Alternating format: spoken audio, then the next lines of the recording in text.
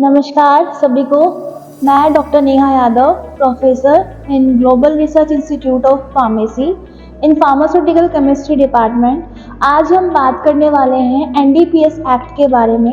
NDPS act is generally referred as narcotics drug and psychotropic substances act. This act is an act of the parliament of India and amended in 1985.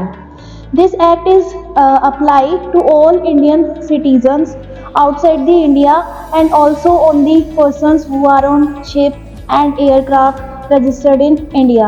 This act has since been amended 4 times in 1988, 2001, 2014 and 2021.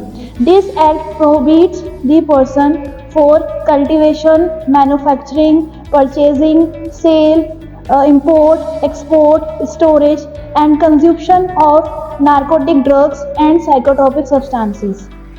Narcotic drugs and psychotropic substances act जो है basically narcotic drugs और उससे जुड़े हुए जितने भी operations हैं, cases हैं, उनके खिलाफ कठोर कानून प्रावधान लाने के लिए बनाया गया था।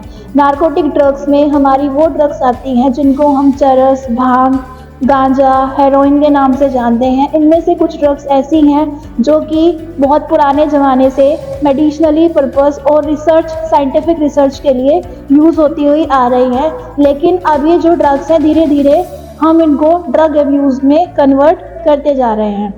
नारकोटिक कंट्रोल्स ब्यूरो के डायरेक्टर जनरल मिस्टर अनुराग गर्ग हैं, जो कि एक आईपीएस ऑफिसर है from 1993 batch of Himachal Pradesh cadre. इससे पहले अनुराग गर्ग जो हैं वो बीएसएफ में एडिशनल डायरेक्टर जनरल की तरह सर्व कर चुके हैं। एनडीपीएस एक्ट में पनिशमेंट इस बात पर डिपेंड करता है कि एक पर्टिकुलर पर्सन के पास ये जो नारकोटिक ड्रग्स है किस अमाउंट में प्रेजेंट हैं, तो उसके लिए पनिशमेंट कैटेगरी बनाई गई है। इसमें 3 कैटेगरीज रहती हैं क्वांटिटी की।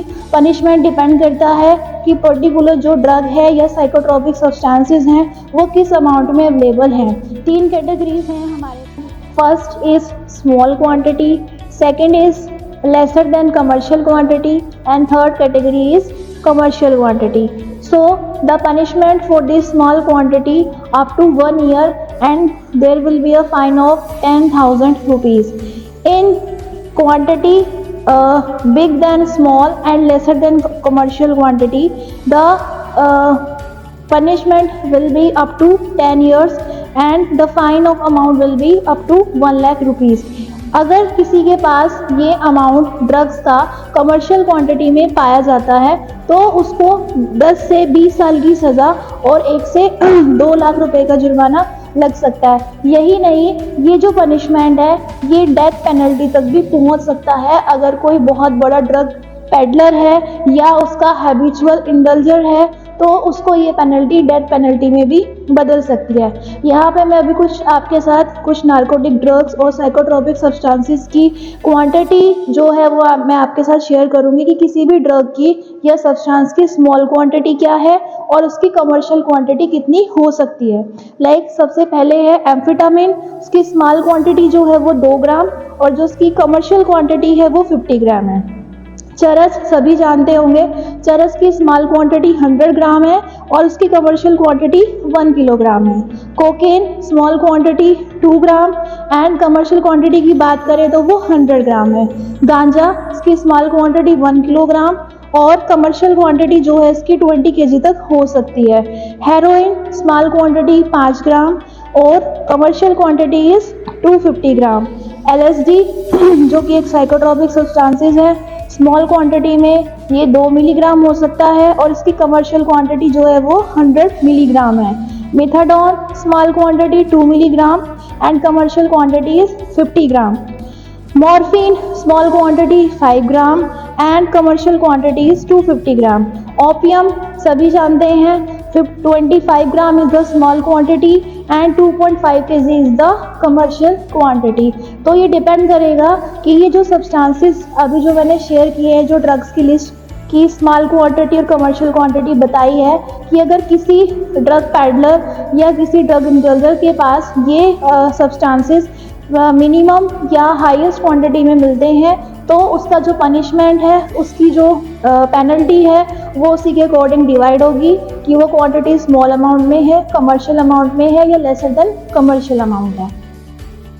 अगर हम बात करें इंडिया की हिस्ट्री की, पर्टिकुलरली हम इंडिया की बात कर रहे हैं, तो जो भांग है, चरस है, वो बहुत, जैसे मैंने पहले भी बताया है कि बहुत हिस्टोरिकल टाइम से जो है वो मेडिसिनली एंड साइंटिफिकली पर्पज से यूज़ होती आ रही है, लेकिन धीरे धीरे अब जितने भी मेडिसिन हैं वो कहीं ना कहीं ड्रग अब्यूज़ में बदलती जा रही हैं। जो ड्रग अब्यूज़ का रीज़न क्या है इंडिया में, तो इंडिया की लोकेशन इसको सबसे ज़्यादा रिस्पॉन्सिबल है इस चीज़ के लिए कि इंडिया की लोकेशन इस तरीके से है कि जो इंडिया का वेस्टर्न साइड है वहाँ पर गोल्डन क्रिसेंट पड़ता है, जहाँ पे 3 कंट्रीज़ हैं जैसे कि अफ़गानिस्तान, ईरान, पाकिस्तान। ये जो है ये लार्जेस्ट सप्लायर्स हैं ड्रग के, और जितना भी ड्रग का मैसिव फ्लो आता है वो हमारे इंडो पाक बॉर्डर से इंडिया में एंट्री करता है। यही रीज़न है कि इंडिया में एनडीपीएस एक्ट के अंडर जितने भी केसेस हैं उनमें सबसे ज़्यादा केसेस जो है वो पंजाब रीजन के हैं। इसके ऊपर एक मूवी भी बनाई जा चुकी है, उड़ता पंजाब, जिसमें कि ड्रग्स अब्यूज़, ड्रग एडिक्शन के बारे में बहुत कुछ कि यंगस्टर कैसे ड्रग्स की चपेट में आ रहे हैं, इसमें बहुत कुछ ऐसा दिखाया गया है। इंडिया के ईस्टर्न साइड पर गोल्डन ट्रायंगल पड़ता है जिसमें थाईलैंड, लाओस एंड बर्मा जैसे कंट्रीज आते हैं, जो कि ओपियम के लार्जेस्ट प्रोडक्शन का केंद्र है। वहाँ से भी इंडिया में ओपियम की सप्लाई होती है। तो इंडिया की जो लोकेशन है इसके लिए सबसे ज़्यादा रिस्पॉन्सिबल है कि इंडिया में ये ड्रग्स जो हैं इन रास्तों से एंट्री कर रही हैं और इंडिया के यूथ को जो है वो ख़राब कर रही हैं। हाल ही में कलकत्ता हाई कोर्ट ने एक ऑर्डर निकाला था कि जितने भी नारकोटिक ड्रग्स के से रिगार्डिंग जितने भी केसेस चल रहे हैं, तो उसमें उन्होंने एक रूल बनाया कि जो भी इन केस को इन्वेस्टिगेट करेगा, उस इन्वेस्टिगेटर जो है वो इस केस की स्टडी करते हुए, इस केस को सॉल्व करते हुए हर एक केस की रिकॉर्डिंग करेगा। तो ये बहुत ही ज़्यादा कंपलसरी है कि इन्वेस्टिगेटर के पास कैमरा या एक रिकॉर्डिंग करने वाला मोबाइल जो है वो ज़रूर होना चाहिए, और अगर वो वीडियोग्राफी नहीं करता है तो उसको इसका रीज़न देना पड़ेगा कि वो वीडियोग्राफी क्यों नहीं कर पाया। तो ये हाई कोर्ट के ऑर्डर्स हैं कि इस केस को सॉल्व करते हुए वीडियोग्राफी होनी जो है वो ज़रूरी है। एनडीपीएस एक्ट जो है, जैसा मैंने बताया, 1985 में वो इंडिया में इम्प्लीमेंट हुआ। इससे पहले भी कुछ एक्ट थे जो ड्रग्स के इलीगल यूज़ को बैन करते थे, जैसे कि the opium act of 1857, the opium act of 1878 and the dangerous drugs act of 1930। उसके बाद इन तीनों एक्ट को एनडीपीएस एक्ट ने रिपेल किया 1985 में। जो एनडीपीएस एक्ट का एम एंड ऑब्जेक्टिव है वो 2 एम है एनडीपीएस एक्ट के। Number 1 is prohibit drug trafficking. Drug trafficking मतलब कि जो भी नारकोटिक ड्रग्स हैं उनका उनका cultivation, manufacturing, storage, import, export, transport वो पूरी तरीके से प्रोहिबिट है। Second is prohibition of consumption. किसी भी ड्रग का, नारकोटिक ड्रग का या साइकोट्रोपिक सब्सटेंसेस का जो कंज्यूप्शन है वो प्रोहिबिटेड है। अगर कोई कंज्यूप्शन या ट्रैफिकिंग करते हुए पाया जाता है तो उसके ऊपर पेनल्टी इस एक्ट के अंतर्गत लगाई जाएगी।